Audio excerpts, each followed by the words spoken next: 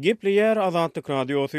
Efirde maksat Ataev bilen habarlar gündöligi. Donald Trump Birleşen Ştatlaryň Türkmenistanaky ilçisi wezipesine harby tejribe baý resmini hödürleýär. Birleşen Ştatlaryň prezidenti Donald Trump ýurdun Türkmenistanaky adatdan daşary we dolu ýetýärli ilçisi wezipesine Matthew Klimowy hödürleýändigini ma'lum etdi. Bu bildiriş 18 martda Aktamyň resmi web saýtyna çap edildi. Birleşen Ştatlaryň Türkmenistanaky nowatdaky ýokary diplomatynyň harby bilimi we Çun harby iş tejribesi synçylaryň üntüni çekýär. Klimow häzirki wagtda Birleşen Ştatlaryň Döwlet Departamentiniň baş sekretarynyň dolandyryş işleri boýunça orunmasarynyň idarasyna baş maslahatçy bolup işleýär. Ol Brüsselde NATO'nun baş sekretarynyň orunmasarynyň kömekçisi bolup işledi. Klimow 1973-2003 ýyllar aralygyna Birleşen Ştatlaryň ýaragly güýçleriniň hataryna gulluk etdi hemde polkovnik harby çyny bilen hormatly diňjalşa çykdy. Ol Saudi Arabistanyna we Kuweytde çöl harasaty operasiýalaryna gatnaşdy. Azadlyk Radiosu Aşgabat bilen Washingtonyň arasyndaky gatnaşyklarda uly rol oýnajak nowatdaky Amerikan diplomatynyň harby geçmişini üns merkezine çekip Merkezi Aziýa boýunça ekspert Bruce Panier'e sorag bilen ýüzlendi. Well, it's a curious choice, and of course we don't know exactly what information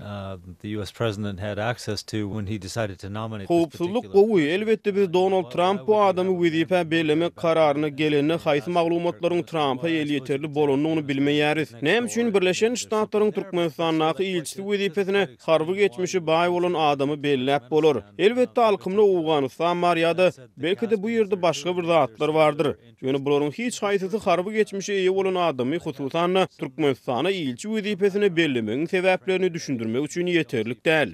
Ýöne bulary aýtmak bilen bir hatarda ol ýerde Kaspi hem bar. Belki de başga bähbitler hem bardyr. Belki de Klimowyň gysga terjime halyny ma'lum edilmedik, ýagny ol jemgyýetçilige ma'lum bolmadyk bir tälim türgünleşikden geçendir diýip Panier pikir ýöretdi. Education that we don't see from this brief description of his qualifications. Ýöne ol bir wagtda täze wezipe bellenen ilçiniň harby tejribesiniň öňtü çekýändigini aýtdy. Onuň nokdaý nazaryna görä nowatdaky ilçiniň harby tejribeleri Moskwany, Pekini we Tehrany gyzyklandyrar. It's an interesting choice. It's going to raise a lot of eyebrows in Moscow and in Beijing, I imagine, too, and Tehran, and we'll see what happens. Häzirki wagtda Birleşen Ştatlaryň Türkmenistanaky adatdan daşary we dolu ýetýärli ilçisi Alan Philip Masterd'dyr. Ol 2014-nji ýylyň 25-nji noýabryna bu wezipe bellenildi. Birleşen Ştatlary bilen Türkmenistanyň gatnaşyklaryna soňky täzirikler barada aýdylany 24-nji martda Türkmenistanyň döwlet habar gullugy Donald Trump'yň Nowruz bayramy münasibetli Türkmenistanyň prezidenti Gurbanuly Berdimuhammedow uradan gutlaw hatyny çap etdi.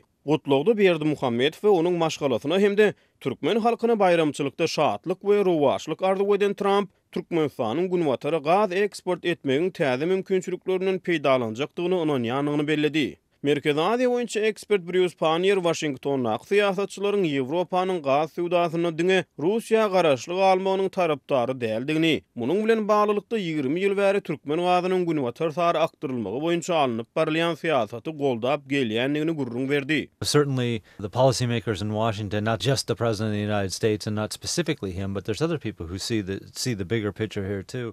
Elbetde Washingtonyň karar mekanizmlaryna syýasatçylar diňe bir Birleşen Ştatlaryň prezidenti däl, hususan diňe Trump'yň özi däl isem, ol ýerdäki beýleki ýokary wezipeler kartinany has giňişleýin görüp bilýärler. Olar Ýewropanyň diňe ýekete gaz üçünçe, ýagny Russiýa garaşlyk almagynyň dogry pikir däldigine inanýarlar diýip Panier aýtdy. Şonuň üçin Panier'iň sözlerine görä Trump'yň gutlaw hatyna Hazar deňdiňiň kanuny statusyny we Türkmenistanyň günwatary gaz bermek mümkinçiliklerini bellemegi Birleşen Ştatlaryň gaz geçirji boýunça hem Ýewropa hem de Türkmenistana berýän goldugyny alamatlandyrýar. So this is just an endorsement, a message of support both for the Turkmen government and for European plans to diversify their sources of energy imports. Türkmenistanyň döwlet habar gullugynyň resmi web saýtynyň rus dilindäki versiýasy Trump'yň gutlaw hatyna Gagauzýanyň baş tutany Irina Vlachyn Berdimuhammedow ýollan gutlaw haty bilen bilelikde çap etdi.